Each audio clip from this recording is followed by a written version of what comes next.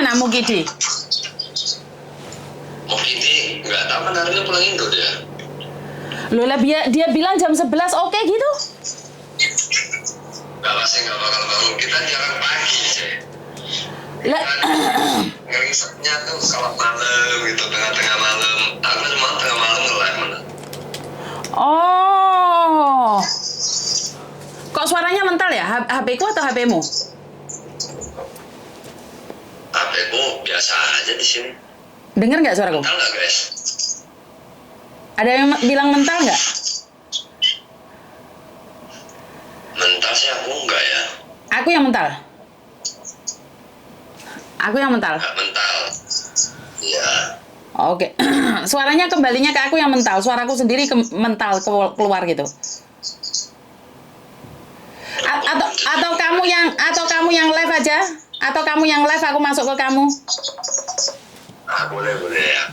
Ini Mukidi telepon aku. Sebentar, jangan dimatiin. Mukidi telepon aku. Halo Mukidi.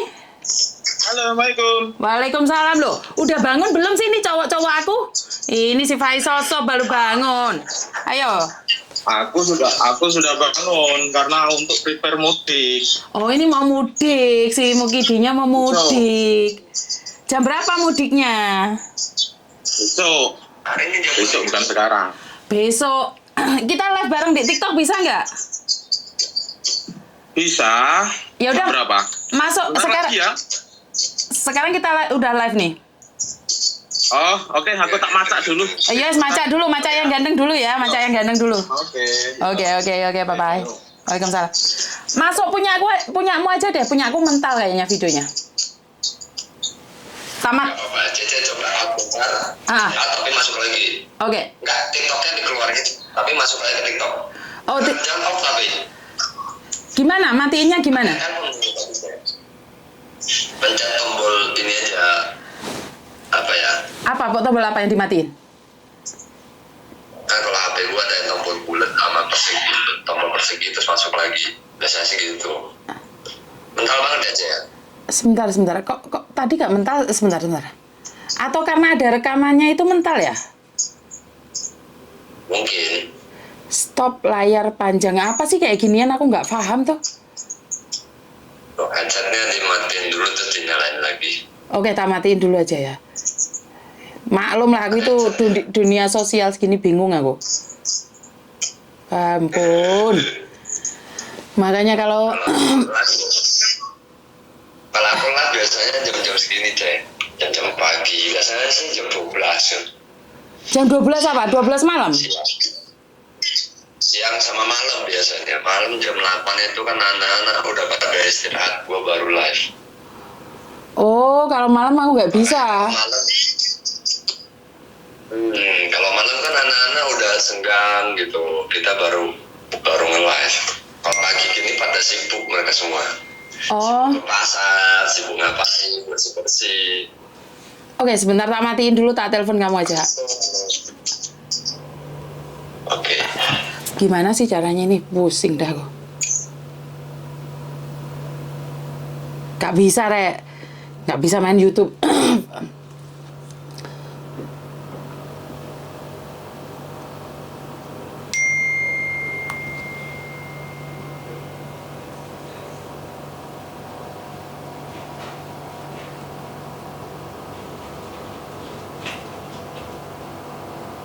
Piye gak iso aku iki?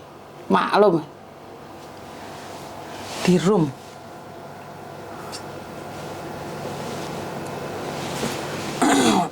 Maklum aku gak iso.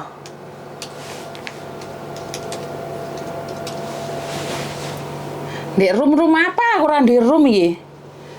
Serek. Aku iki lagi belajar. Piye ndek rume sapa piye to lek golek ngene iki? Aku kira iso di TikTok, oke.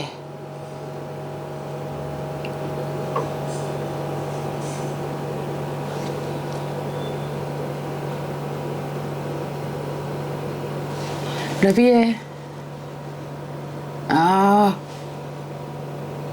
Nah, pinter aku sudah bisa.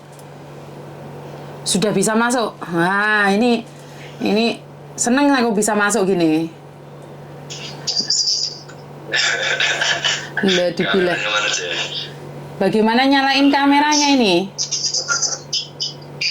Dipencet itunya apa? Gas, karena ada tombol itu, tombol kameranya. Komenku masuk nggak masuk? Pagi, halo pagi.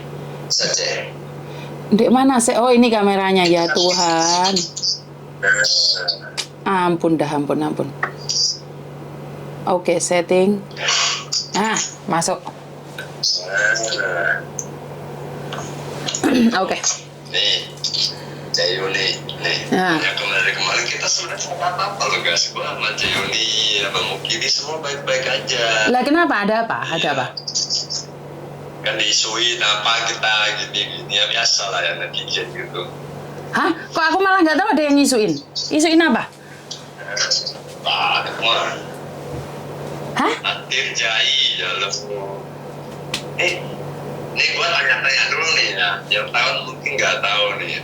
Cayuni di Hongkong udah berapa tahun sih? Dari anak-anakku sudah masih bayi sih. Jadi 20 tahun lebih ya? 20 tahun lebih. 20 tahun. Buset. 20 tahun lebih nih guys. Anakku sudah besar loh. Lebih veteran lagi nih.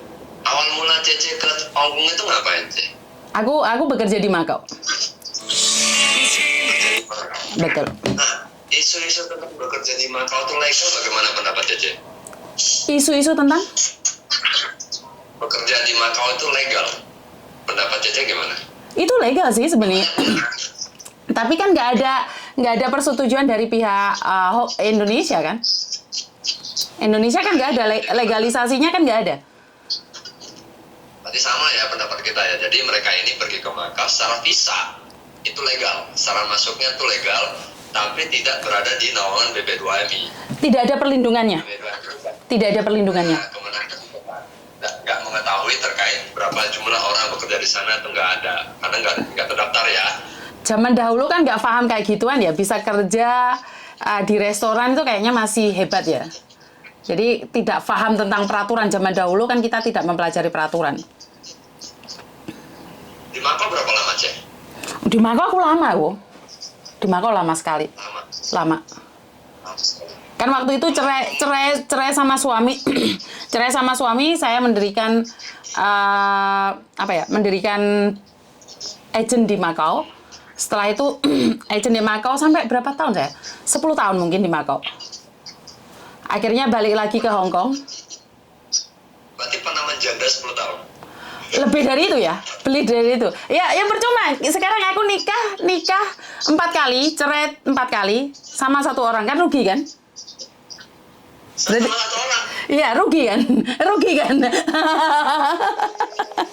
Sebenarnya rugi saya itu. Lagi. Karena itu kan saya tidak pernah komen orang-orang yang balikan. Saya nggak berani komen karena saya sendiri seperti itu.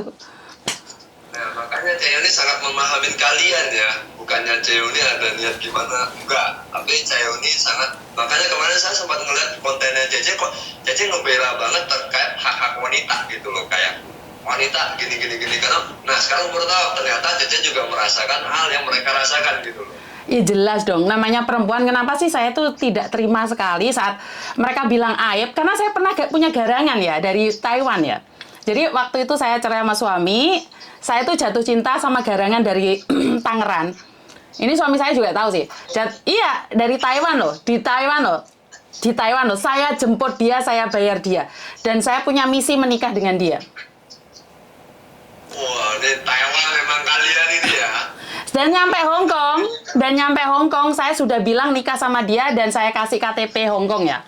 Saya sudah ngomong sama dia. Saya mau proses menikah dan saya kasih KTP Hong Kong.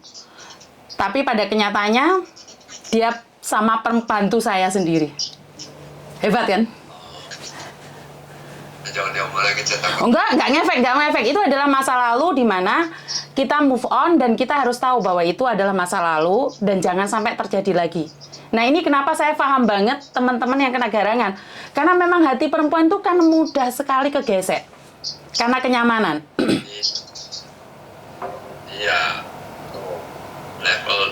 Level garangannya iya. Tuh, Taiwan ini memang ngeri Taiwan garangannya. Semoga suami saya nggak paham bahasa Indonesia aja ya. Semoga nggak ada. Anak saya soalnya paham bahasa Jawa. Anak saya paham bahasa Jawa. Jadi yang penting Meme nggak nonton aja nggak apa-apa sih.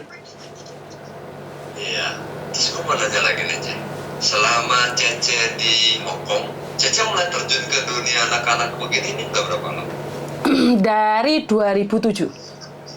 Saat Meme umur 1 tahun. Cukup lama berarti. 2007 sampai 2017 saya berhenti di situ. Karena berhenti karena mungkin saya sudah capek sekali ya, karena memang bekerja di agent itu pressure-nya sangat tinggi. Jadi 2017 aku berhenti. Aku berubah haluan ke restoran Itali, dan di situ sangat nyaman sekali. Di restoran Itali itu sangat nyaman sekali, di mana selesai kerja selesai. Jadi nggak ada beban. Karena kerja di agent itu adalah mental yang kena. Ya, bener nggak sih agent itu ngambil untung? Hah? Pasti sekali. Agent itu ngambil untung banyak sekali. Gak usah ngomong angkanya, tapi iya apa enggak gitu aja. Untungnya banyak sekali maksudmu? Iya. Bosnya pastinya. Untungnya banyak sekali. Tapi kan tekanannya di staff. Iya sih. Kalau Istilahnya kalau agent itu besar. ini, isu bos dari agensi selalu membela majikan. Menurut ungkapan Cece pribadi itu bagaimana? Benar nggak statement ini? Ya karena mereka berpikir bahwa pembantu itu tidak memberikan hasil. Nah itu yang kenapa saya tuh di agent saya pertama itu selalu saya tuh gesek terus. Karena mereka punya prinsip bahwa majikan yang memberikan uang, tapi saya punya prinsip pembantu yang memberikan uang. Jadi saya sama bos itu gesek terus. Bagaimana bisa majikan yang beri uang? Bukannya uang agensi itu setiap bulan yang dibayar, yang bayar kan TKI. Itu perbedaan Taiwan dengan Hong Kong. Kalau di Hong Kong itu sekali bayar majikan, dan Cece cuman bayar 10%. 10% adalah gajinya. Jadi 470 saja. Satu kali. Oh, lah majikan itu bayarnya berupa apa? Berupa uang cash, kalau harga sekarang itu adalah 16.000 sampai 23.000. Wow, jauh beda banget. Karena itu kebanyakan agent membela majikan. Di sini adalah pandangan pribadi ya. Bagi agent-agent yang nonton ini, sekali lagi ini menurut pandangan pribadi kita. Kita nggak menjudge semua begitu. Oke? Jadi kalau kalian mau marah apa terserah kalian. Bukan, karena anak saya sendiri agent, jadi saya berbicara tentang fakta aja. Saya tidak akan menyindir siapapun, bisa aja saya ngomong anak saya. Jadi saya nggak ngomong orang lain. Iya, berarti ini yang terjadi. Kalau di Taiwan, bedanya di sini, Ceng. Kalau di Taiwan, mereka selalu membela majikan karena dianggap cari TKI itu gampang. Cari TKI itu gampang dan bisa diganti-ganti. Malah kalau ganti anak, mereka conya lebih banyak. Setiap kali ganti, anak putus kontrak, anak dimintain, dimasukin yang baru, dimintain lagi. Dimainin di area situ. Kalau di Hong Kong dalam undang-undangnya 10%, tapi dalam prakteknya banyak agent yang memanipulasi dengan meminta 3.000 sampai 5.000 sampai 6.000. Sama di Jawa juga kalau tenaga kerja nggak boleh ngambil, tapi ya digituin, Jen. Jadi anggapannya ini TKI nggak betah, nggak apa-apa. Terus kontrakin, suruh kerja 2-3 bulan, putus kontrak, tadi mintain uang putus kontrak, diganti baru, dimintain lagi. Jadi nimbalin gitu-gitu aja udah. Karena ya buat dia. Karena itu kan saya selalu spot mbak-mbaknya itu untuk bertahan. Karena saya tidak ingin kalian tuh memperkaya agent. Kenapa saya selalu bilang bertahan? Bukan karena saya membela majikan. Selagi nggak dikebukulin, selagi majikan masih taat peraturan, kenapa saya meminta mereka bertahan? Karena kalau kita nggak bertahan, kita yang rugi. Ya sih. Terus gue mau nanya lagi, Cek. Di Hong Kong, apakah ada hari libur? 1 minggu sekali wajib libur. Wajib. Jika majikan tidak memberikan libur, itu ada undang-undangnya sendiri. Dan semua majikan takut terus ngasih libur? Tidak juga. Ada yang majikan tidak takut. Karena Cecenya juga memberikan kesempatan karena bisa diganti uang. Oh, berarti kan memang kesepakatan pribadi mereka yang mau gue nggak libur tanpa gue gaji gitu ya? Iya, kadang-kadang cecenya juga nggak setuju, tapi karena majikan memberikan uang, cecenya nggak ada suaranya sih, yang saya tahu. Oh, tapi kalau anaknya nggak mau nih, tetap majikan pasti takut dong kalau didobrak gitu. Kalau didobrak takut, majikan kalau didobrak ya takut. Tapi kan masalahnya anak Indonesia jarang yang mau dobrak. Mereka maunya agent yang harus ngomong, padahal itu kan tanggung jawab mereka sendiri. Oh, berarti ada juga yang tidak dikasih libur dong. Tapi dikasih uang, tetap digaji, ditambahin uang lembur. Banyak nggak yang begitu, Cek? Banyak. Dan mereka setuju-setuju aja sih. Setuju aja berarti anak-anaknya ya? Ya nyatanya komplainnya saya ajak berperang, mereka nggak berani, berarti kan mereka setuju dong. Kalau mereka memang tidak setuju kan mereka berani perang. Tapi masalahnya kan mereka nggak berani. Kalau di Taiwan nih ya, malah mereka pengen libur, tapi nggak dikasih. Nah, peraturannya juga lucu. Mau libur harus ada persetujuan dari majikan. Sebenarnya TKI ini memiliki hak untuk libur ya, 1 bulan 1 kali. Betul. Libur Taiwan itu lebih sedikit daripada Hong Kong. Dan lucunya aja ya, peraturan di Taiwan ini lucu. Sakit kalau bukan karena kerja itu adalah tanggungan dari anak-anak. Gimana? Sakit? Kalau bukan karena kerja, itu tanggungan anak-anak. Misalnya nih, sakit jantung, misalnya asam lambung, misalnya ya penyakit lain lah yang mungkin bisa agak berat sedikit ya. Ini diakibatkan karena mereka kecapean kerja. Wah, nggak ada ya? Nah, di Taiwan ini lucu yang mereka nggak dikasih libur, disuruh kerja. Lu bayangin, orang kerja 365 hari tanpa libur. Bayangin aja itu badan apa nggak rusak, bosnya digituin aja mereka nggak mau loh. Tapi anak-anak di sana tuh digituin. Alhasil banyak yang sakit. Nah, karena sakitnya bukan karena kerja nih, istilahnya bukan karena ditularin, bukan karena dia jatuh, bukan karena apa. Itu mereka pendam sendiri dan bayar sendiri, bahkan ada sakit langsung dipulangin. Oke.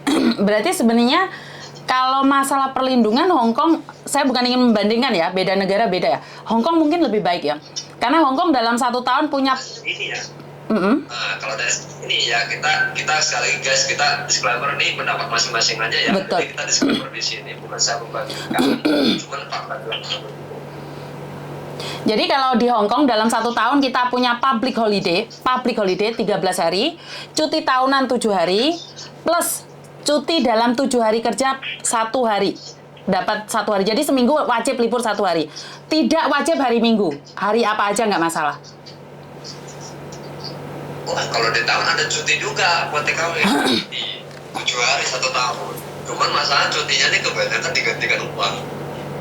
Oke. Digantikan uang. Kalau di Hong Kong kan kalau kamu bekerja di satu majikan dalam jangka waktu lama kan cuti tahunannya 1 tahun bisa 14 hari. Semakin tahun semakin nambah.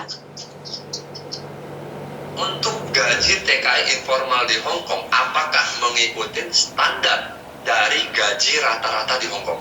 Gaji khusus warga negaranya nggak ada gaji standar ya. Kan gajinya nggak ada. Ada yang orang gajinya cuma 10.000 kok. Jadi untuk ukuran gaji TKI sama orang Hong Kongnya sana itu di atas rata-rata atau di bawah rata-rata mereka? Karena gini, saya tidak tahu gajinya di sini ya. Karena kita berpatok pada bayar pajak. Warga negara yang wajib pajak gaji sebulannya minimal 15.000 atau 30 juta. Minimal ya, itu minimal yang wajib pajak.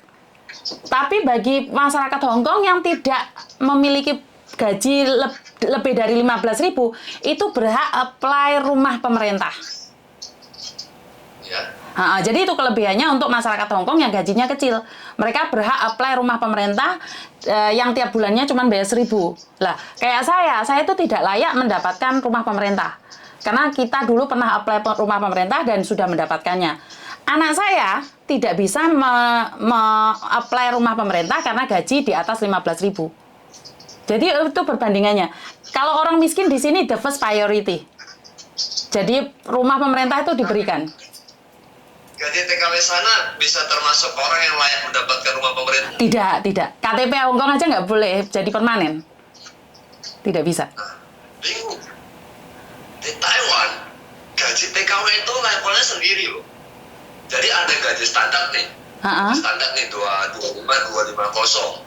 Ini gaji standarnya warga negara Taiwan dengan TKA formal, bidang pabrik, bidang jompo. Jadi itu standarnya. Dan TKW itu levelnya di bawah. Oh, karena di sini nggak ada informal ya buat kayak pabrik apapun tuh nggak ada di sini. Ada formal ngikutin gaji standar Taiwan.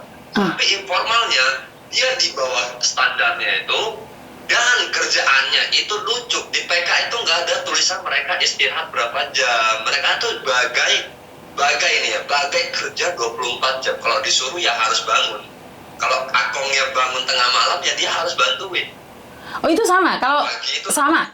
Kalau gaji pembantu sama. Di sini sama. Pekerjaan pembantu. Karena di sana kan ada yang kerja di rumah sakit, ada yang di sini enggak. Totalitas di sini cuma satu, pembantu. Nggak ada yang lain. Walaupun cowok di sini juga pembantu. Walaupun sopir juga pembantu. Jadi status mereka itu tidak ada yang lebih atau kurang, sama. Mereka pakai kertas kontrak kertas itu yang warna sendiri itu. Jadi walaupun supir itu kontrak kerjanya pembantu. Cuman ada lampiran putih di dalamnya mengatakan bahwa dia bisa bawa mobil ini. Itu aja. Nggak ada bedanya. Dan untuk gaji supir itu bisa dibilang cukup lumayan ya, 18.000. Karena ini anak saya ada job supir stay in 16.000 Hong Kong dollar. Malah melebihi orang lokal ini gajinya. Iya, makanya tuh bedanya itu. Gue penasaran aja guys ya, gue nggak pernah ke Hong Kong dan gue nggak tahu banyak hal terkait TKW di Hong Kong. Jadi kali ini mumpung ada kita sharing-sharing lah. Taiwan liburan dipotong gaji. Tuh. Nggak semua ya guys ya, nggak semua ya. Sekali lagi disclaimer, apa yang saya ucapkan ini adalah garis besar. Tidak semua majikan begitu. Taiwan juga ada majikan yang baik, ada yang gajinya sekira segini, tambahin gitu. Bahkan ada yang sampai 2 kali lipat dari gaji yang di kontrak kerja dia. Karena saya ada majikan Taiwan tuh baik banget gitu loh. Saya memang ada beberapa temen itu punya majikan di Taiwan tuh baik banget, bahkan gajinya itu triple ya. Kalau gajinya 16.000 tuh dia sampai 30, 40 sampai heran saya tuh. Karena kasih sayang orang. Dan tapi bedanya gini, saya kurang tahu ya, atau background atau culture ya. Bagaimana ya? Mereka gajinya itu menurut majikan ya, bener tidak? Jadi bukan menurut aturan. Sesuai PK. Aturan. Oh, PK. Untuk TKW minimal 20.000. Ini dalam undang-undang ketenagakerjaan. Oh, oke. Tapi ada majikan juga yang baik ditambahin, 23 kasih lu bonus gitu, udah 25 dan 30 gitu, bahkan ada yang 40.000, double-nya dia. Oke. Ya juga, cuma ya pelit juga banyak. Kalau yang pelit lu buka kulkasnya aja ngambil barang dia bisa tahu. Oke. Ada juga yang kalau yang pelit. Itu Mugidi sudah masuk loh. Mugidi bisa masuk nggak? Bisa mana mungkin? Ko Faisal enakan di YouTube atau di TikTok sih sebenarnya? Aku ini TikTok doang, aku nggak tampilin di ini. Bukan, enakan di YouTube atau di TikTok sih? Sebenarnya karena suara aku tuh mental loh. Nah, kalau aku sih enakan TikTok. Oh, kamu enakan TikTok? Oke, nggak apa-apa. Mau nggak keluar kamera aku? Dihantam aja kalau nggak keluar. Punya aku tadi juga sama. Wah. Baru mas. Gua kita orang tadi nanya siap. Mungkin nih gua nanya nih, guys. Ini ya, gua nanya lagi. Ini adalah aktivis dari Malaysia. Tapi jadi saya dengar nih, saya kan nggak begitu dekat. Saya dengar dia di cangkrengan dari Gajah. Cangkrengan itu apa? Jadi lucu nih, Cek. Saya dengar di Malaysia ini mereka tidak berani sembarangan berbicara karena terlalu ketatnya negara itu, takutnya dideport. Jadi mereka yang berani bicara itu rada-rada kayak ada remnya aja, kayak kita plong, jebleng. Itu di sana nggak bisa loh, Cek. Bener nggak sih begini? Ya, auto DPO.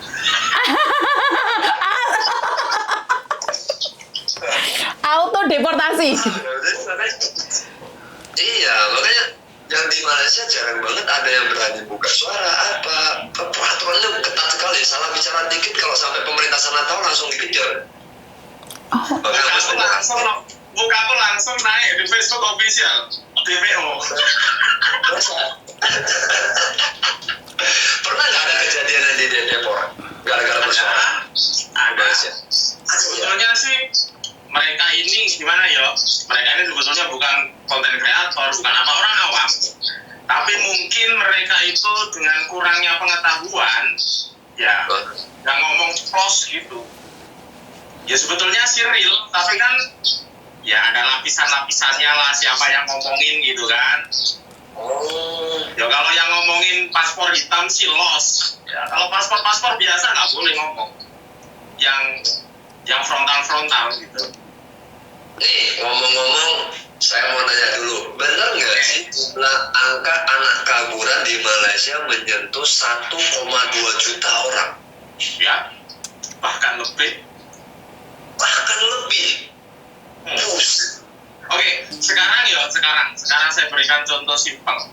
Dalam satu pembangunan proyek gitu kan, dalam satu proyek itu kalau dikumpulkan semua persentasenya ya adalah 40% yang berdokumen.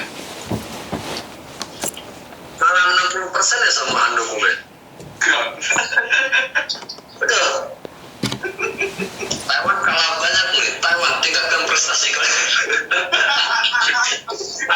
Yo gak sama Taiwan itu kalau pergi ke sana harus naik pesawat. Kalau di sini umpamanya naik gedebok sudah sampai. Naik debok nyampe, dengerin. Nyampe debok nyampe ada. Taiwan yang kaburan 40.000 orang lebih lah. Angka pastinya saya kurang lebih. Kalian masih kemarin yang disepil Pak Dubes itu. Yang Hongkong nah. Hongkong ada nggak sih kaburan? Ya ada lah, namanya Indonesia, kalau nggak kabur kan bukan Indonesia. Ada, banyak nggak sih? Banyak, tapi nggak sebanyak kamu Mukidi. Oke, aku tadi sempat dengar toh perbincangan sampean berdua. Kalau di Hong Kong dengan Taiwan, apabila apa toh tadi? Yumbo? Majikannya bayar berapa tadi kalau mengambil pekerja, misal sebagai ART gitu? Oke, dalam rata-rata ya, tidak sama, antara 10.000 sampai 23.000 Hong Kong dolar. Jadi anggap aja 1.000-nya 2.000, 2 juta, 1.000-nya 2 juta anggap aja. Kalau dalam rupiah 1.000-nya 2 juta. Kalau 20.000 ya berarti 40 juta satu pembantu. Satu pembantu. Dan tidak termasuk tiket loh. Dan tidak termasuk tiket asuransi loh. Kalau di Taiwan ngambil pembantu orang Indonesia, majikan itu sekiranya ada yang bayar 10.000, 15.000, 20.000 sampai 25.000 tergantung. Uang apa? 20.000 uang Taiwan. Dirupiahkan berapa? Sekitar 10 juta. Wah, murah? Kok murah? Iya, karena kan semua ditekankan di anaknya. Jadi berangkat itu 25 juta. Nah, bayar ini, bayar itu, nah gitu. Oke, Mukidi, kalau ke Malaysia berapa?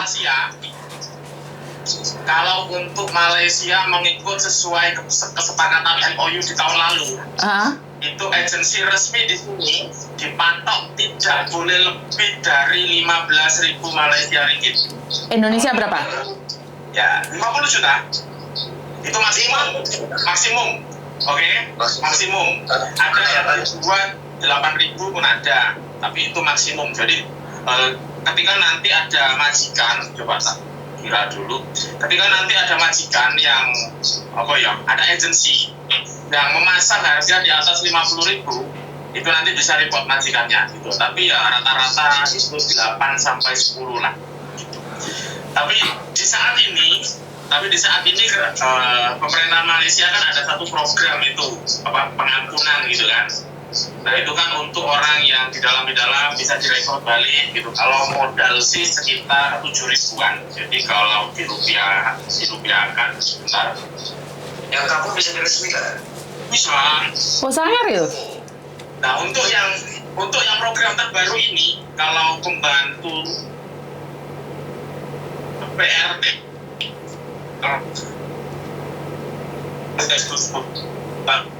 itu nanti kan ada kalau di Malaysia jarum naga. Oke, kalau saya ngomong kalau untuk di program baru ini, kalau kan ingin melegalkan pekerja yang sebelumnya kosong, itu yang modal sekitar 23 sampai 24 juta kalau dirupiahkan.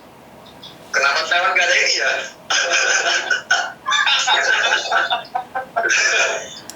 Di Taiwan gak ada ini.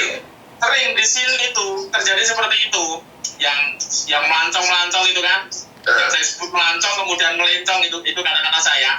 Nah, yang melencong di sini yang sudah overstay yang lama-lama dengan catatan satu, tidak ada laporan lari dari majikan, karena untuk ini itu memang sudah tidak ada tolak ansur secara terus, tidak ada kompromi.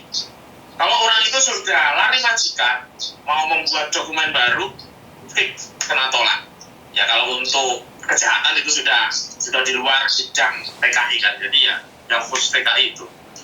Ini berarti ya Malaysia ini ya segitu banyak orang. Yang resmi berarti berapa orang kira-kira? Angkanya? Apa itu? Yang resmi. Yang resmi 400.000 gitu loh. Itu kan yang resmi, yang tercatat. Tapi yang nggak tercatat kan banyak. Mau nggak tahu masuknya lalu mana? Yang kaburan 1,2 juta, yang tercatat 400.000 orang. Luar biasa. Luar biasa. Tadi kan saya sudah bilang, misal di satu project orang itu dibariskan, diasingkan, yang ada dokumen ngacung gitu ya, dihitung berapa ekor gitu loh. Taiwan kalah nih sama Malaysia nih, yuk kalah. Makanya untuk siapa saja yang nanti akan menjadi penerus dari Pak Dubes Hermono, kita lihat kinerjanya, karena Malaysia itu permasalahannya super kompleks. Bahkan di tahun kalian tetap harus mensyukurin ya, ternyata ada juga yang lebih ruwet nih di Malaysia. Kan saya selalu bilang bahwa kita itu sawang sinawang ya. Kalau kita lihat Taiwan banyak tikungan, sebenarnya di Hong Kong banyak bajingannya loh. Iya, saya mau nanya lagi nih, pertanyaan paling sering ditanya sama anak-anak, di Malaysia banyak nggak sih yang hamil? Untuk prosentase hamil itu masih minim sekali. Ada, tapi kan itu bisa dihitung dengan jari lah. Karena apa? Faktor apa? Di sini untuk kebebasan itu takut-takut loh kalau ada orang yang mempunyai dokumen terus ya weekend gitu kan, ketemu amoy gitu kan. Itu pikir 2 kali kok tahu, atau untuk yang mau menyewa hotel-hotel murah nggak berani. Kenapa? Hukumannya kenapa? Kena gerbek. Faktornya kalau untuk orang Islam dan sampai kena tangkap pejabat agama, itu dokumen kena gunting. Deport? Gunting, jalani hukuman, auto deportasi. Masih jalani hukuman? Oh bagus. Kan berlapis tau. Untuk dokumen itu peraturan kenegaraan. Untuk yang agama Islam itu juga jabatan agama. Kalau bikin video-video yang kayak rada sedikit gimana gitu? Untuk sejauh ini ya kalau di TikTok seperti itu yang penting bukan open loh ya, nggak terbuka ya, masih aman sih nggak masalah kan. Tapi kalau sudah seperti Taiwan, seperti yang sebelum ini main lato-lato gitu kan, nah itu mesti kena cari. Gitu. Ada hukumannya di negara tersebut? Ada. Di sini malah lebih ketat undang-undang ITE-nya. Maka dari pantesan nggak ada bokep dari mana ya? Kita coba gue cari.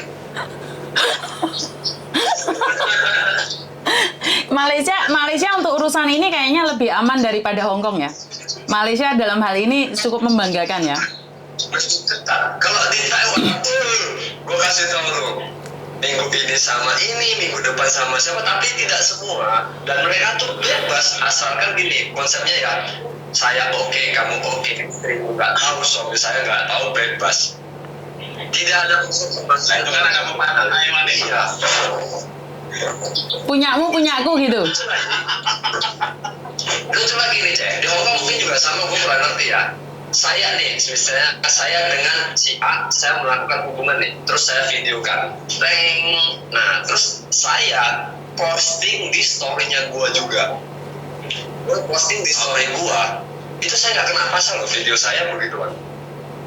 Bahkan kalau ada orang yang mencuri video saya, ya kan, mau postingan lagi, saya bisa nuntut dia. Itu kan video gue, lu cuma boleh nonton, nggak boleh ngambil.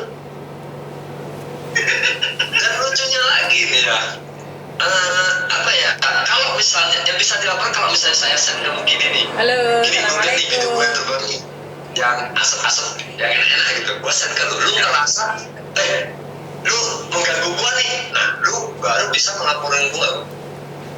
Tapi kalau selama gue post di story gue, itu nggak masalah. Story ini kan termasuk di ruang lingkup teman saya. Saya bikin story, kamu yang sendiri yang lihat, ya terserah kau gitu. Saya nggak mengganggu kamu. Saya post Berarti yang lihat itu nggak bisa ya, kecuali baru dikirim ke pribadi gitu. Iya, Kalau benar. sedangkan melihat nggak apa-apa berarti. Iya, makanya kan banyak artis dari Taiwan tuh kalau dibuka. Coba lu lihat. Tuh kan Mukidi matanya jadi kayak gitu, kalian bahasnya yang kesana-sana. Iya, enggak, ini kan lucu-lucunya aja, Cek. Jadi apa ya? Ya, lucu-lucunya Taiwan lah, lucu-lucunya Taiwan lah. Kalau di Hongkong gimana, Cek? Oh di Hongkong, untuk sementara ini kan nggak ada masalah ya, kecuali dia nggak ngelaporin ya. Kalau sampai ada orang ngelaporin video itu kena juga sih. Tapi sejauh ini belum pernah saya dengar ada orang yang ngelaporin untuk TKW ya. Kalau masyarakat lokal mungkin ada, di mana motoin dia seperti apa gitu, kena. Karena kita ambil video orang yang sedang melakukan sesuatu, tetanggaku tuh melakukan sesuatu, aku videoin, aku sebar, aku kena penjara. Oh itu sama, Cek, sama. Di Taiwan juga sama. Tanpa izin dia. Saya hanya boleh ngambil video, tapi saya nggak boleh menyebarkan tanpa izin dia. Saya nggak boleh posting secara publik. Di Taiwan juga begitu. Jadi yang kemarin yang melakukan itu kan di balcony gitu kan kayak punya rumahku kayak gini ya. Jadi kayak gini bisa kelihatan gini. Terus aku nyuting dia di penjara juga, aku juga di penjara. Kalau dia yang posting sendiri, dianya main, dianya posting sendiri, itu pernah nggak? Waduh, belum pernah nyoba sih pasal itu. Jadi saya tidak ingin pengalaman. Nggak tahu itu. Kalau di Malaysia itu kena. Malaysia kena ya? Makanya Taiwan dijuluki syadu. Taiwan syadu. No comment ya kalau Taiwan kayak itu. Yang tanya ke Faisal itu kan, ada bilang itu apa? Sugiono itu. Cara menghilangkan perjaka, kemudian kamu balas, kamu masa saja masih pakai pancing. tapi lucu-lucu guys, lucu-lucu. Terus gua mau masuk lagi nih masalah gaji TKI atau TKI di Malaysia itu sesuai dengan standar dari Malaysia nggak mungkin? Atau ada rendah gitu? Kalau untuk yang legal mempunyai kontrak kerja, ya pastinya pas, akan lebih. Bahkan yang lebih juga banyak. Cuman Taiwan berarti ini gaji untuk sektor informal itu di bawah dari standar gaji mereka. Ini loh kontrak kerjanya dari KBRI. Oh jangan ada data bebas ntar lu kena ban. Nah di sini nih, di sini semua tertulis. Apapun ada kerja, gaji yang tanggal berapa, nanti balik dalam 1 tahun berapa kali, kemudian kalau kerja dapat uang tambahan, kemudian nanti untuk berkaitan dokumen itu semua tertulis di sini. Berarti cuma Taiwan nih ya istilahnya gaji standar yang di sana berapa, TKI digolongkan ke dalam sektor informal dan gajinya di bawah. Iya, tadi gua udah tanya Miss Yuni juga bilang ini ya standar bahkan bisa lebih. Kamu juga sama standar bahkan bisa lebih. Karena di sini juga ada TKW yang gajinya 8.000 ya. 8.000 berarti kalau Indonesia sekitar 16 juta. Itu ada. Bahkan ada yang Oke, gini. Tak potong dulu. Sebetulnya untuk orang yang pamer gaji gede, itu sebetulnya goblok. Kenapa? Kenapa? Satu, menimbulkan kecemburuan sosial, khususnya kan di saat ini kan untuk TikTok itu kan banyak itu yang spill gaji 5.000, 10.000, 3.000. Itu sebetulnya kalau orang itu paham itu nggak perlu sebetulnya. Karena apa? Satu, tadi menimbulkan kecemburuan sosial. Ya memang rezeki orang berbeda-beda. Tapi sebetulnya juga seseorang itu harus paham bahwa kita di sini yang dokumen ya, kita ngomong yang legal saja. Kita di sini memang masih kan bayar ke pemerintahan. Tapi kita di sini hidup itu makan ataupun menikmati subsidi dari yang seharusnya dimakan oleh orang Malaysia. Dan orang Malaysia sendiri itu setiap tahun harus membuat laporan pajak, ya kan? Nah, apa itu batasan orang yang diharuskan membayar cukai atau membayar pajak setiap tahun itu gaji per bulan kalau nggak salah itu tidak boleh lebih dari RM 2.900. Jadi untuk yang di atas itu, kalau orang Malaysia sendiri itu dia dikenakan pajak. Jadi nanti endingnya orang itu kalau ditonton orang Malaysia pasti nanti apa ya, kata-katanya itu ya membuat kericuan karuan dalam masyarakat lah, nanti kericuan yang ini lagi. Nah itu sebenarnya. Dan itu juga nanti kalau sampai ada orang yang memang fokus menghandle ataupun melaporkan, ya kena cari. Paham bang. Nih pertanyaan paling hot dari anak-anak yang ditawan. Bener nggak sih kalau di Hong Kong nih, kepada Miss Yuni dulu, bener nggak sih kalau di Hong Kong itu banyak yang namanya cewek suka sama cewek gitu? Nah ini ayo, tanya ini. Karena ada pepatah juga, orang yang sudah pernah ataupun sudah pernah minum air Hong Kong, kebanyakannya seperti itu. Ayo. Oke, tak tutupi raiku dikit ya. Aku nggak. Saya tanya karena di Taiwan selama ini kan pasti banyak image-nya begitu, mindset-nya begitu. Jadi coba saya tanya dulu nih guys, karena saya Oke, sekali lagi tidak semua apa yang Anda lihat itu adalah nyata ya. Ini yang bisa saya katakan ya. Karena garam dan gula itu sama, tapi saat merasakan itu beda. Jadi itu mungkin pandangan orang luar tentang Hong Kong. Saya tidak menutup kemungkinan juga karena saya waktu jadi janda, saya dandannya juga nebe, tapi bukan berarti saya itu suka cewek sama cewek. Kenapa? Karena kalau dulu, zaman dulu ya, saya nggak tahu sekarang ya, saya kurang tahu sekarang. Karena the power of ngamuan dan ngegas itu dikuasai oleh anak-anak TB. Jadi terkenal kayak sangar, kayak hebat gitu. Saya pribadi ya, saya tidak berbicara orang lain ya. Saya pribadi merasa seperti itu. Kenapa? Karena sebagai wanita itu dianggap lemah. Dan zaman dahulu kala itu banyak yang namanya siapa sih? Bangladesh. Jadi untuk menghindari itu caranya seperti itu. Satu, ini sebagian. Tapi memang ada yang sebagian seperti itu. Saya tidak menutup kemungkinan. Tapi saya rasa tidak itu ya. Karena kadang-kadang ada majikan juga yang ingin meraba. Kalau kita pakai baju seksi-seksi itu biasanya majikan. Jadi sebenarnya dengan dandanan TB jangan dikatakan bahwa anak tomboy itu pasti jeruk sama jeruk lah, atau pandangannya sudah segleng miring. Kadang-kadang kita gandengan itu karena teman akrab. Jadi memang iya sama aja cowok atau cewek. Bahkan cewek sama cewek saya sudah melihatnya, tapi tidak semua. Karena banyak orang yang menghakimin Hong Kong adalah tempatnya cewek sama cewek. Kadang-kadang tidak. Karena kita menghindari, karena saya pribadi kenapa saya dandan tomboy? Karena salah satu staff agent itu hampir melecehkan saya. Dan saya angkat pupu saya bilang, jangan diperkosa saya buka baju saya sendiri. Dari situlah mereka nggak berani. Karena saya tidak suka cowok, akhirnya saya bilang saya suka cewek. Tapi tidak semua ya, saya katakan ini tergantung dari pribadinya. Tapi label itu sudah punyanya Hong Kong. Di Hong Kong itu jarang sekali ada cowok Indo gitu. Jarang ya, Cek? Sekali ada, dia kayak si Faruk itu. Tapi nggak banyak lah ya. Banyak. Bukan TKI. Banyak sih, ilegal. Ilegal ya malah. Malah dia datang sebagai turis, habis itu dia cuci piring, terus akhirnya hari Senin si Markona, hari Selasa Markontul, hari Rabu siapa gitu bergilir. Oh, jadi sekali guys ya, mereka berdandan seperti itu bukan karena di sana kurang cowok dan mereka begituan ya, tapi banyak alasan di balik itu. Betul. Satu, menghindari dari ya yang seperti tadi Miss bilang ya begituan ya dari pihak-pihak tertentu, dan kedua ya istilahnya apa ya, lebih Proteksi. diri sendiri. Proteksi. Cowok nggak apa-apa, saya cowoknya gitu. Betul, Lebih betul. Buat support diri sendiri lebih berani. Betul. Ada alasannya ya, jadi yang di Taiwan tolong jangan dijudge apapun itu. Sekarang udah saya tahu nih alasannya nih. Ya, tapi begitu juga bagus ya. Jadi keluarga di Indonesia juga nggak was-was gitu. Iya, karena banyak penghakiman ya, banyak sekali penghakiman dari orang-orang Indonesia bahwa mereka itu dandan cowok seperti apakah suka cowok sama cewek sama cewek. Kadang-kadang saya sendiri tidak bisa klarifikasi karena memang modisnya beda-beda ya. Karena memang kenyataannya ada.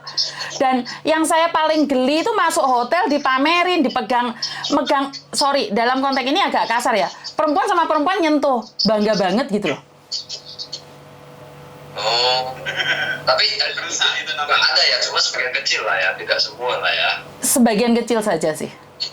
Saya nggak mungkin dong menghina kaum saya sendiri, makanya saya ingin kaum saya sendiri itu berdiri tegar. Nah, saya balik lagi tadi saya ada nanya sama Mukidi di Malaysia terkait yang hamil dan punya anak di sana ternyata nggak sebanyak yang kita kira nih karena hukumnya yang ketat, ya nggak? Kalau di Hongkong Gimana? banyak. Kalau di Hongkong bagaimana? Banyak nggak sih yang hamil gitu terus punya anak gitu? Karena hamil di Hong Kong itu boleh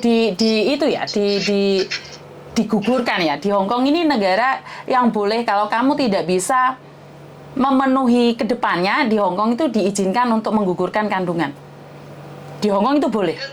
Ada batasan ya, ada batasan berapa bulan gitu. Iya, ada batasannya tentunya. Setelah 3 bulan nggak bisa, yang saya tahu ya. Koreksi saya kalau saya salah. Tapi masalahnya kan di sini ini pergaulannya kan sama orang bebas ya. Dan di sini ini banyak orang ilegal. Tidak semua, saya tidak mengatakan semua. Orang India, Bangladesh, orang hitam-hitam itu, bule, orang Indonesia, dan orang lokal. Nah, dari pengalaman nih, kasus tertutup dari orang yang hamil di luar hubungan. Dari Mukidi dulu pernah nangan ini nggak? Kalau itu ya, kalau itu banyak. Banyak. Yang menurut kamu yang paling lucu, coba tipik satu dulu kasus yang kamu alami. Lucu banget. Oke ya. Yang pernah saya ketemuin itu kan, ya sudah 2 orang kan, ini sudah jadi, kemudian hamil, kan? Itu yang saya temui bahkan ada yang sampai diberikan orang. Gimana? Wah, diberikan orang bukan lucu lagi nih. Ini Siapa yang oke lah, ada orang punya anak kan, oke lah nanti untuk biaya operasional nanti semua saya tanggung. diadopsi berarti ya. Nah, adopsi. Nah ini makanya banyak sekali dari kemarin yang nanya, Taiwan bisa adopsi nggak? Di Taiwan nggak bisa adopsi guys. Di Hong Kong juga nggak bisa. Di Hong Kong juga nggak bisa. Itu pemerintah yang melakukan. Kasus dari Miss Yuni pernah nanganin begini nggak? Saya malah yang dapat yang paling ngeri ya, hampir-hampir nyawa saya juga dideportasi nih kayaknya dulu, tahun 2010 kalau nggak salah. Anak dari Hong Kong, dia hamil di Hong Kong, menggugurkan di Hong Kong, tapi dibawa ke Makau. Dan di situ tuh dia menggugurkan kandungan itu belum bersih mungkin. Jadi bayinya masih ada di dalam. Busuk, itunya sudah busuk, netes nanah, dan masuk ke rumah saya. Saya kurang setengah jam, kalau saya tidak bawa ke rumah sakit, mungkin yang dituduh saya malah. Jadi saya pernah ngalamin sampai nyawa saya di jurang, bener-bener di jurang gitu. Kalau di tahun gue pernah ketemu yang lucu. Dia ini kaburan, pacaran nih. Dia MD, dia menyatakan diri dibawa sama pacar yang ini. Ternyata saya cek dokumennya dia di Indonesia masih berkeluarga dan punya anak. Setelah itu dia pas di tempat MD, dia malah pacaran lagi sama yang lain, pulang ke Indonesia, bukan pulang ke rumah, pulang ke cowok yang lain. Wah. Jadi hati-hati orang-orang dong. Ada satu lagi yang paling lucu. Ini tapi nggak saya publik dulunya ya. Jadi, kok tolong aku tiba-tiba dikasih lihat itu tespeknya hamil kan. Saya tanya kok bisa, siapa? Saya bilang gitu kan. Nggak tahu kok, kemarin saya tuh mabuk terus rame-rame gitu. Lah ini anaknya sopo, nggak ngerti kok. Terus saya harus bagaimana? Wah, Terus kehidupannya sampai segitunya ya. Jadi dianya mungkin pergi mabuk, terus dia sadar waktu itu rame-rame, tapi dia nggak anaknya siapa. Heran kan? Terus saya tanya, kamu mau nuntut nggak? Gimana mau nuntut, kau ini udah 2 bulan? Terus kedua, kamu pada saat itu ada dipaksa nggak? Nggak ada, gue enak katanya. Mas, gue sampai anak tawuran. Bro. Tapi ini kasus lebih lebih spesial ya. Tidak semua orang begitu. Ini lebih spesial. Ini kasus yang paling lucu yang pernah saya tangani. Dan waktu itu, dan lebih ininya lagi, jahat pun dia, saya buruk pun dia di mata saya. Tapi anak dia kekeh, nggak mau dibuang. Jadi ya dipelihara sama dia. Istilahnya meskipun kita anggap dia ini, kita judge nih, oh kamu sembarangan banget jadi orang. Tapi nggak seperti yang bisa menggugat, nggak mau. Oke, bagus. Nah, di sini saya kasih tahu kalian, jangan menjudge orang hanya dari tindakan awalnya. Tanggung jawab dia di belakang tetap diemban sama dia. Paham ya guys ya? Jadi yang ingin saya sampaikan adalah semua sama, nggak perlu dimana aja. Lebih pintarlah kalian wanita untuk menjaga diri. Ya, untuk menjaga diri, jangan sampai kebobolan, apalagi kalian dengan statusnya masih ada sangkutan hubungan keluarga di Indonesia. Ingat tujuan awal datang ke Taiwan, ingat jaga diri, kasihan dengan keluarga yang kalian awalnya cium tangan, cium kaki, mau keluar, tujuannya. Semoga saya sampai. Kalau denger yang ini tuh kesel. Dulu pernah nasihatin orang itu. Iya. Ya tolong diingat kembali pada saat kalian ingin berangkat ke Taiwan. Ya, jangan sampai nanti melenceng di sana ya. Terus ini nih, pertanyaan terakhir nih ya. Ini mungkin dari sisi anak kaburan. Tadi kan yang resmi-resmi semua nih ya. Tiba-tiba gua nih, pertanyaan terakhir nih Miss ya, sama mungkin ya. Kalau ada kaburan di sana, bagaimana proses pulangnya? Kalau di Malaysia gimana? Ada nggak bantuan dari pemerintah kita yang di sana? Ada nggak, susah nggak gitu? Oke, saya jawab dulu ya. Sebetulnya untuk proses pulang bagi orang yang undocumented ya, itu sebetulnya gampang pol, super. Ya. Karena apa? Pemerintah Malaysia itu ketika ada orang yang ingin menyerahkan diri, itu malah senang. Karena memang dari awal itu sudah diwanti-wanti. Kamu itu urusan sendiri, lengkapi saja dokumen, diproses. Gak harus ikut orang-orang tengah gitu, bisa melalui perantara. Dan untuk yang orang kosongan, apa itu? Basmi calo. Nah, itu memang itu nggak boleh itu. Kemudian untuk biaya kan di sini kan dikategorikan gitu kan. Kalau di Malaysia itu untuk kategori pertama kira 1 sampai 30 hari. Ya itu 1 hari dendanya 100.000. 1 sampai 30 hari. Kemudian kalau sudah masuk di 1 sampai 6 bulan itu RM1.000. Oke. Kemudian 1 sampai 1 tahun, pokoknya di antara 1 hari sampai 1 tahun itu ada yang RM1.000, ada yang RM2.000. Itu tergantung nanti pegawai yang menentukan ketika di interview, karena nanti ditentukan ini kesalahannya masuk ke kategori ini, masuk kategori ini. Kemudian untuk yang sudah 1 hari sampai tahun, 2 tahun, 3 tahun itu kena RM3.000. Kalau RM3.000 ya 10 juta, ya kan? 10 juta. Kemudian untuk biaya tiket, transport, ya budgeting 15 juta cukup. Itu jalan sendiri. Resmi. Tapi kalau untuk yang ground, ini ground ini sebetulnya nggak bagus karena berisiko, karena banyak sekali info-info yang sudah dipublikasikan berkaitan kapal tenggelam yang saya katakan tadi naik ke depok. Mantap lah. Enggak, naik ke depok saja. Naik ke depok itu harganya sih kurang lebih sama 10 juta. Lagi ini loh. Anak brengsek lo, dilihatin lo. Bapaknya malah gak sengaja lo. Nah, itu, tapi di kerajaan Malaysia itu tapi nggak pasti loh ya kok setiap tahun nggak, karena untuk di Malaysia itu nggak bisa ditebak karena ada program yang di awal tadi saya sudah pernah sentuh yaitu yang ilegal dilegalkan. Kemudian ini untuk kemudahan bayar denda yang reguler tadi kan 10 juta toh. Ya. Nah, kalau ada program pemerintah, program pulang murah, itu lagi murah. Kalau yang kemarin yang berapa bulan yang lalu itu baru 2 juta saja dendanya. Kira-kira berapa tahun? Ada nggak calo di sana gitu, ada nggak? Untuk yang Kalau menyerang untuk yang disebut calo, adanya ada. Tapi itu nanti. Ada nggak calo yang sampai level tahap langsung menjadi influencer seperti si Faisal gitu, ada nggak? Kamu itu calo dah? Kamu itu calo dah?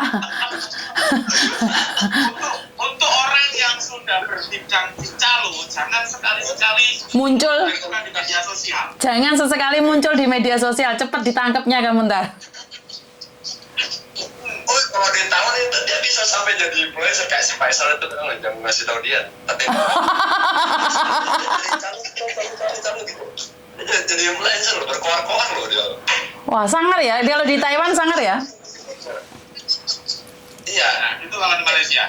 banyak influencer kita basicnya calo. Banyak. Maksudnya calo itu gimana sih? Jadi apa sih calo itu? Jadi calo ini adalah ya Maklar. Ngerti makelar dalam hal apa sih sebenarnya? Makelar dalam hal apa? membantu, ngomongnya itu membantu orang menyerahkan diri pulang ke tanah air, padahal diuntungin. Oh, dapat uang. Dapat uang. Oh, dapat uang lah, cek, banyak lah, cek, lumayan deh. Satu anak berapa ribu gitu. Bener. Makanya Faisal kan di situ kan bisa gaya-gaya gitu kan. Ya karena itu, cek. Oh, jadi bantu orang malah dapat uang. Dapat. Kalau di Hongkong nggak ada ya. Kalau di Hongkong ini saya katakan sekali lagi. Kalau di Hongkong kamu kaburan, kamu pingin menyerahkan diri, saya langsung kasih saran datang aja ke Kowloon Bay, menyerahkan diri. Kalau kamu tidak punya paspor, saya sarankan ke KJRI, selesai, kapan ada tiketnya udah pulang. Ini dia tidak dipenjara kalau menyerahkan diri. Tapi kan di Hongkong ini ada dua. Di Hongkong ini ada dua. Yang kok kaburan, tidak pernah ambil paper. Paper itu adalah aslum. Aslum itu apa bahasa Indonesianya? Suaka. Suaka. Jadi di Hongkong itu ada dua. Satu kaburan asli tidak punya identitas, yang kedua adalah suaka.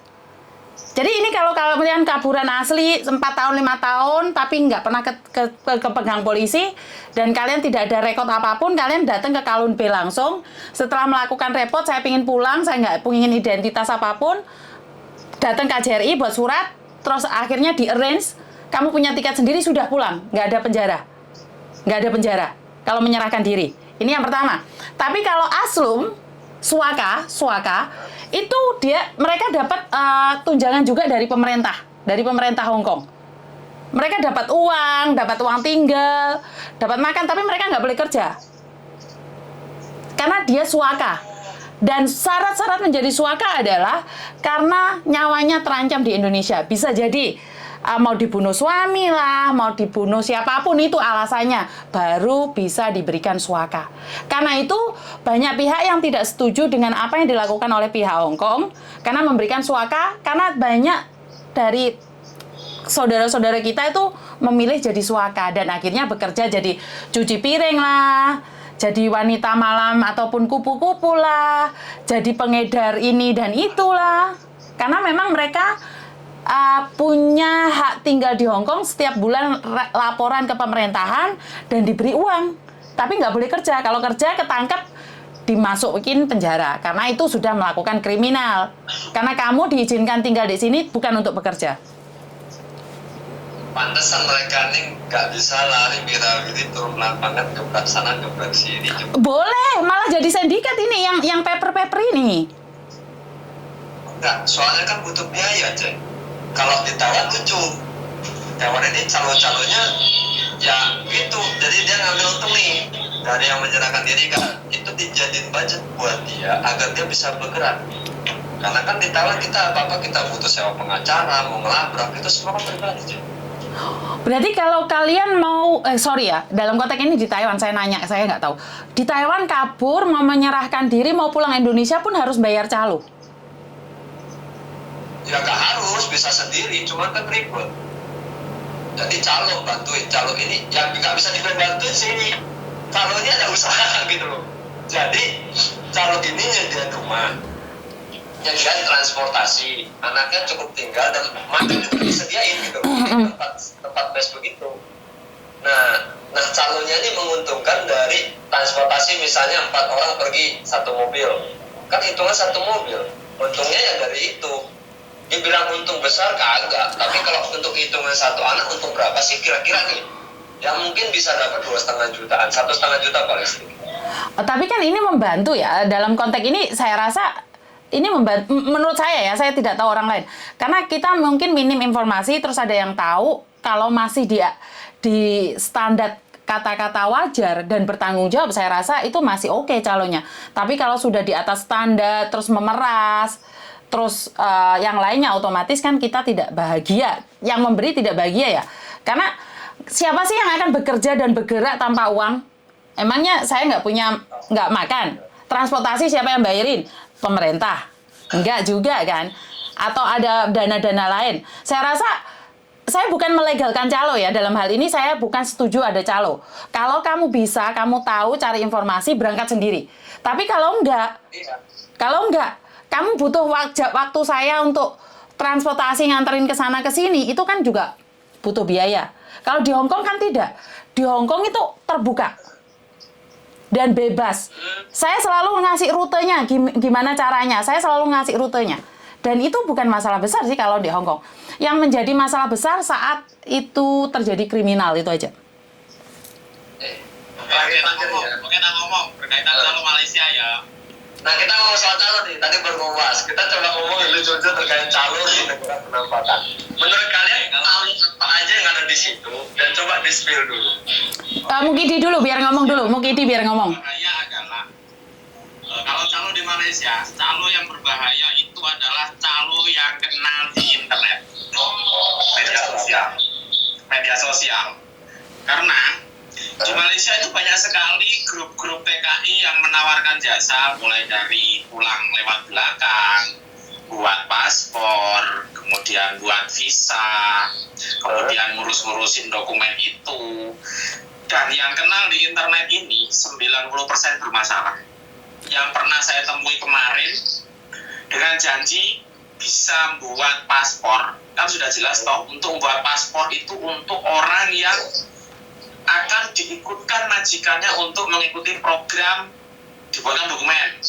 Nah itu bukan calo lagi bro. Kemudian, iya tapi kan banyaknya seperti itu gitu loh. Dan ini rata-rata yang digunakan tameng ataupun modus ya calo gitu.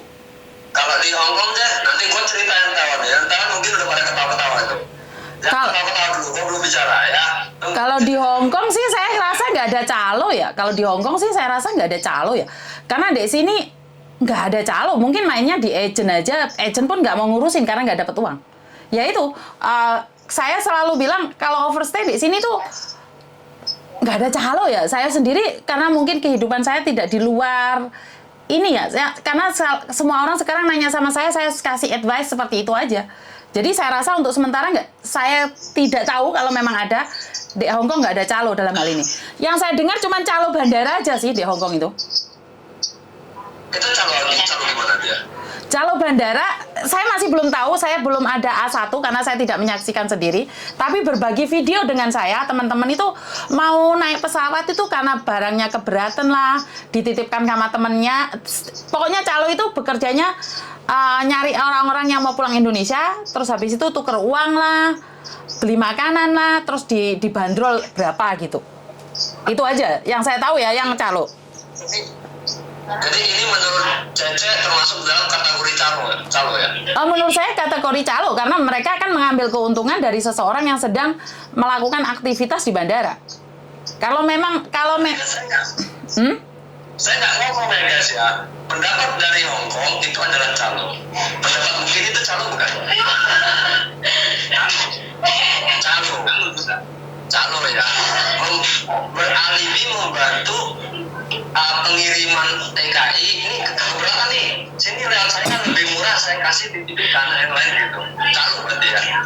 Kalau menurut pendapat saya calo ya, karena saya sendiri belum ada AA1, saya nggak ngelihat dengan mata kepala sendiri di Bandara Hong Kong. Ini saya mendapatkan informasi dan komplainan. Tapi saya sendiri ke bandara itu nggak ada. Apa mereka sudah mengenali wajah saya?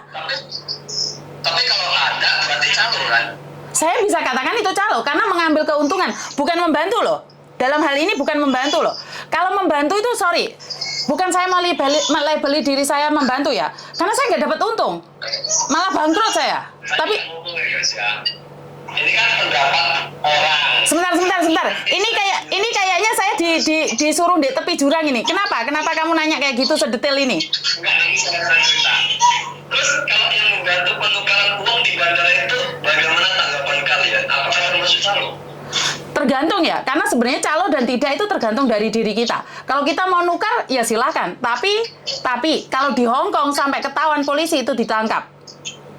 Itu termasuk ilegal, pekerjaan ilegal. Oh, kalau menurutmu gini? Kalau Malaysia yang ada, kalau untuk di Malaysia, bandara Malaysia itu tertib. Untuk yang saya sering jumpai itu ya orang kita juga. Orangnya itu muter-muter di bandara sono, yang bantuin, ya nggak nganterin, dia muter-muter di dalam sana, cari orang yang pola gitu kan. Padahal kan sering tuh tak ajarin, gini loh cara tak boarding pass, gini loh cara check-in sendiri.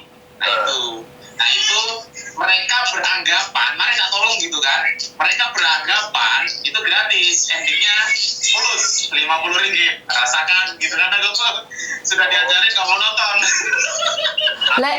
Sebentar, di tempatku ini ada yang komen loh. Di tempatku ada yang komen loh. Katanya dideketin, dibantu-bantu, tapi ternyata bayar. Ini menurut saya calo. Kalau kamu tidak ada waktu membantu orang, jangan membantu orang. Kalau kamu tidak ada waktu membantu orang, jangan membantu orang. Tapi karena ini, gini loh, kalau membantu itu membantu ya. Kalau bisnis. Kalau saya pribadi, bisnis saya. Kenapa? Kalau bisnis tidak menguntungkan, saya rasa tidak mungkin. Tapi kalau memang membantu, ya membantu. Karena sama dengan kita hari ini bergerak, itu benar-benar pure kita nggak ngambil uang. Padahal kadang-kadang saya sendiri rugi. Bantu orang ke rumah sakit, transportasi kan bayar sendiri toh, kan rugi toh. Tapi kalau dalam hal ini kalian mau bisnis, silakan. Tapi jangan bilang membantu maksa. Nah ini yang saya tidak suka, maksa. Makanya saya pada saat di Taiwan, saya lebih suka dikatain calo daripada aktivis. Kenapa? Karena saya ada mengambil untung dari TKI. Nah, Mungkin saya meninggalkan, kalau misalnya saya nggak ada bisnis terkait ngambil uang dari TKI, nggak nguntungin TKI, baru saya berani ngomong saya dari dulu nggak berani ngomong. Oke? Nah, ini yang lucu di Taiwan, Cek. Saya tahu nggak, di Taiwan itu adalah negara, yang di area TKI ya, calonnya banyak, Cek. Banyak sekali. Saya ngomong calonnya ini calon, kebayang nggak, Cek? Sampai sewa hotel aja ada calonnya, Cek. sangar banget sih Taiwan. Hah? Taiwan sesangar itu kah? Iya, jadi misalnya misalnya si Mukidi mau sewa hotel nih, ya kan, lu mau sewa hotel nih, lu nggak bisa ngomong, gua calonnya gitu, lu mau sewa hotel nggak tahu gua aja ya, Sabtu di sini gua ada kamar, gua ntar gua kasih kunci. Ada calon penyewaan hotel, tidak hanya itu, dan yang nggak lebih saya kepikiran, ada calon taksi. Jadi gua kenal taksi nih, mungkin ini mau cari taksi nih, bro, gua mau ke area ini deh, panggilin taksi dong. Oh, ya udah, gua panggilin ya. Gua suruh taksinya jemput dia. gue cuma bantu terjemahin dan gue dapat untung. Kebayang nggak sih? Kebayang nggak? Dan anakku nangis. Bentar ya. Anaknya nangis, bapaknya teriak-teriak, anaknya nangis. Oke. Ya, mau makan dia tuh. Dia kalau makan nggak boleh berhenti. Terus nih, ada lagi kayak satu, kan tadi kembali kan. Bentar ya, aku nangis. Kamu mute dulu aja, punyamu muten dulu aja, biar nggak dengar sininya. Oke, kita yang ngobrol aja. Jadi, Oke. udah. Ada lagi di Taiwan namanya calo untuk menggugung. Ada dan untungnya besar. No, ini, sorry. Saya sebagai perempuan saya tidak setuju karena jujur, kamu boleh lakukan apapun, tapi kalau untuk menggugurkan kandungan saya berkata tidak. Karena satu, kamu sudah melakukan dosa, dan dua, kamu membunuh. Saya paling nggak ngeh kalau sudah ada orang membahas tentang membuang janin. Saya sangat tidak setuju. Walaupun di Hong Kong diizinkan ya, 1 bulan 2 bulan itu masih boleh dalam urusan Hong Kong dulu ya. Saya nggak tahu sekarang. Tapi kalau sudah berbicara kamu gugurin janin dan ambil untung dari janin, saya bilang ini sudah di luar ya. Saya jujur, saya pribadi tidak berani komen. Ngeri loh. Karena saya percaya mereka sudah berhak hidup. Di Taiwan ini banyak sekali calo, dan bahkan ada yang calonya itu hal-hal yang nggak kepikiran sama kalian, dan itu di situ ada. Mereka ada karena kesempatan. Seperti dulu calo untuk pas zaman PPK kan ada itu yang buat tes itu loh, Swab test. Itu ada calonya. Dan terakhir pas mau ada juga calo untuk tempat karantina, ini juga ada. Untuk tempat karantina itu cari keluarga kok lebih murah gitu, dan mereka saling bersaing. Lucu banget, lucu banget. Jadi kalau bisa dibilang ya, apapun kalau menghasilkan uang, jalan ya? Ya gitu, tapi lucu-lucu. Hal yang nggak kepikiran sama saya. Bayangin, sewa hotel kita cukup dengan 1 kalimat. Bahasa Mandarin kalau buat terjemahin, saya mau sewa hotel. Itu doang, mereka malu untuk berbicara, menyebabkan ada calo ini. Oke, sekarang permasalahannya sebenarnya kalau saya lanjutkan seperti itu, permasalahannya bukan di calonya. Kita harus lebih smart lagi, lebih pintar lagi bagaimana melawan calo. Kitanya harus berani dong. Karena ini sangat karena pembodohan sekali ya. Masa mau di hotel mau ngungung, kamu manggil orang jadi translator, kan nggak nyambung. Nggak nyambung saya. Aduh, pusing dah. Itu contohnya si Yono Tiket itu. Oh, Yono Tiket, kau keluarlah dari calo penyewaan hotel kamu, Yono Tiket. Kau udah di tanggapan dari mereka berdua terhadap ini adalah calo yang sangat nggak ada, yang semestinya nggak ada gitu loh. Maksudnya apa sih nggak paham saya? Maksudnya apa sih nggak paham? Teman saya lah, calo hotel ya. Yono.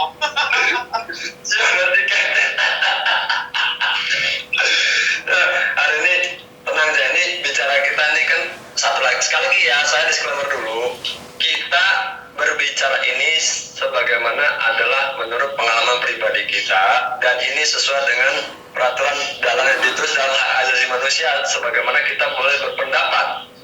Kita tidak menjudge orang, kita tidak membicarakan bahwanya ini adalah 100% begitu. Oke, ini kita hanya ngobrol biasa, dan saya sudah disclaimer tadinya, harap dimengerti, dan jangan dianggap, oh ternyata Taiwan semua begitu. Tidak 100% begitu. Oke. Aku mau tanya ini berkaitan Taiwan. Untuk di Taiwan, kalau orang Indonesia itu ingin menikah, enggak, dapat surat nikah resmi enggak? Dan itu dalam 1 tahun KDI itu mengadakan program sedemikian rupa berapa kali? Dulu ada pernikahan massal namanya. Pernikahan massal, jadi rame-rame gitu loh, rame-rame. Tapi kan sebelum diadakan pernikahannya itu, dukcapil daerah. Tapi tiba-tiba dihapuskan. Gue nggak tahu kenapa dihapuskan. Padahal menurut saya ini bagus. Menurut saya bagus kenapa? Mereka kerja itu sekitar 12-14 tahun kalau finish kontrak. Lu bayangkan orang datang usia 28-30 usia nanggung, ditambah 12-14 tahun, apa nggak tua? Kalau sudah tua bagaimana mereka menikah? Orang di Taiwan itu mereka selain membutuhkan uang materi, mereka juga butuh yang namanya membina keluarga. Mereka juga pengen dong berkeluarga. Makanya dulu KDI sempat mengadakan ini, namun nggak tahu alasannya kenapa ditutup. Terakhir gue dengar karena PPKM. Dan nyatanya pernikahan ini tidak ada, malah lebih runyam. Banyak yang menikah siri, ustadznya kurang teliti, tidak mengecek pendataannya dia, menyebabkan nikah siri ini menjadi, tahu sendirilah, saya nggak mau ngomong, saya nggak mau ngejudge karena saya juga bukan orang yang sempurna. Ya efeknya jadi malah banyak yang sudah berkeluarga di sana malah nikah tanpa persetujuan dari pihak keluarga pertama. Yang tadinya nikah adalah sebuah berkah, istilahnya nikah ini berkah ya bagi umat muslim ya, menjadi malah petaka. Karena satu, dia tidak mendapat persetujuan dari pihak istri pertama nih. Terus tiba-tiba udah nikah. Menurut kamu pernikahan begini bagaimana? Banyak loh. Bahkan contoh, saya sebut sepil, Paijem, sebagaimana kemarin sempat viral, itu dokumen pernikahan dia di Indonesia itu baru dipegang setelah dia pulang ke Indonesia. Tapi dia telah melakukan pernikahan siri dengan dua yang sebelumnya di Taiwan. Kok bisa ini terjadi? Mohon maaf saya kalau ngomong belak-belakan sesuai dengan fakta dan apa yang terlihat ya guys ya. Ini fakta, saya nggak ini ya, cuman yang aneh.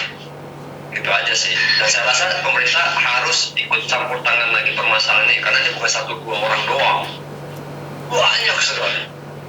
Dikasih tahu pihak yang lain ternyata masih berkeluarga. Saya no comment ya tentang nikah-nikah itu ya, karena di Hong Kong tidak semudah itu untuk menikah ya. Bahkan mereka sudah punya surat cerai pun belum tentu bisa menikah di Hong Kong, tidak mudah. Untuk TKW dan TKI yang ada di Hong Kong sini, untuk menikah mereka itu tahu karena syarat-syaratnya sebenarnya sangat mudah sekali. Tapi jarang ada yang berani menikah secara resmi. Dan malah masalah pernikahan itu kebanyakan adalah dari Indonesia sendiri. Orang Indonesia nikah sama orang Indonesia, tapi nikahnya di Hong Kong. Ini saya sering jadi saksi pernikahan. Karena saya itu lebih suka jadi saksi pernikahan daripada jadi saksi perceraian. Saya menolak untuk jadi saksi perceraian. Jadi saya nggak berani. Saya menentang dua. Gimana? Nikahnya siri berarti ya, sama ya, nikah siri berarti. Bukan, nikah resmi. Di negara Hong Kong. Negara Hong Kong. Di Hong Kong. Nikah resmi Hong Kong. TKI bisa nikah resmi di Hong Kong? Bisa, tapi kan jarang sekali. Jarang sekali, mungkin cuma 1%. Tapi yang nikah dari Indonesia, orang Indonesia bekerja di Indonesia, mungkin mereka perbedaan agama di Indonesia, maka mereka memilih menikah di Hong Kong. Kemarin pada saat PPKM banyak TKI bisa nikah resmi. Karena PPKM kan nggak boleh perayaan, jadi semua online. PPKM itu apa sih? Pas zaman pandemi loh, Cek. Ya. Pembatasan itu ya? Itu kayak gue pernah jadi saksi juga. Jadi kayak Pak Lurahnya datang di grup gitu, di Zoom. Pak Lurahnya datang, Pak Lurah itu ustadznya juga di online. Tapi cowok ceweknya jadi satu ya? Cowok ceweknya jadi satu ya? Ya sebenarnya nggak boleh ya, cuman gue anehnya kok bisa gitu loh. Dan itu Mas Jimat komen itu, Mas Jimat itu. Iya, dan itu dapat surat pernikahannya loh. Saya ngeliat sendiri, saya kaget, kok bisa kamu? Kok pinter? Bukan, sebentar. Itu cowok ceweknya bareng atau enggak gitu loh maksudnya? Barengan. Oh, oke. Oke, nggak apa-apa kalau bukan kalau ceweknya bareng kan nggak apa-apa. Maksud aku adalah kalau ceweknya di Hong Kong, cowoknya di Taiwan, orang tua di Indonesia, nikahnya gimana gitu loh? Cowok ceweknya barengan, saksinya barengan. Oh, oke. Ya, pihak-pihaknya yang lain itu secara online. Oh, oke. Kalau saya nggak tahu dia apakah resmi atau enggak, tapi mereka dapat surat nikah sah. Oh, oke. Ada buku nikah. Oh, tapi oke. banyak waktu itu saya tahu 2 atau 3 orang gitu. Aku juga gitu kok, nah kan tuh. Apa? Muncul tuh. Apa? Pinter loh kata-kata. Jadi pas zaman PPKM mereka mau menggunakan ini untuk nikah online dan dapat suratnya. Siapa yang muncul? Nggak bisa lu. Itu Taiwan pinternya lu lihat.